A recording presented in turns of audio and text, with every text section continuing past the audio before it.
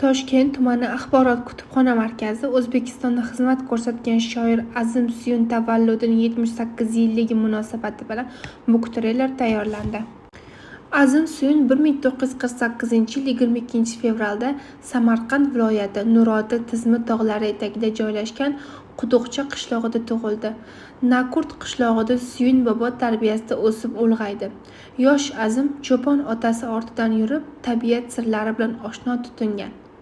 Ayni shu omil bo'lg'usi shoirning shakllanishiga ta'sir o'tkazgan. Keyin askar bo'ldim deb yozadi u tarjimai holida. Toshkent davlat universitetining jurnalistika fakultetini bitirdim. G'afur G'ulom nomidagi adabiyot va san'at nashriyoti, O'zbekiston davlat matbuot qo'mitasi, O'zbekiston yozuvchilar uyushmasi, Xalq so'zi, O'zbekiston ovozi gazetalarida xizmat qildim. O'zbekiston Respublikasi Oliy Majlisi deputati bo'ldim. Azim Suyun turli davrlarda dolzarb mavzularda ko'plab maqolalar, suhbatlar, she'rlar, hikoyalar yozgan. Ularda uning nechog'lik ijodiy izlanishlar olib borayotganligini ko'rish mumkin.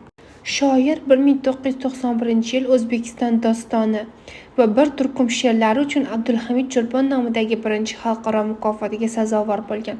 1996-yili O'zbekistonda xizmat ko'rsatgan madaniyat xodimi unvoni bilan mukofotlangan. She'riy turkumlari, kitoblari rus, ingliz, turk, qozoq, tojik kabi o'nlab tillarga tarjima qilingan. O'z navbatida xizmat ko'rsatgan madaniyat xodimi shoirlarning asarlarini o'zbek tiliga o'girgan.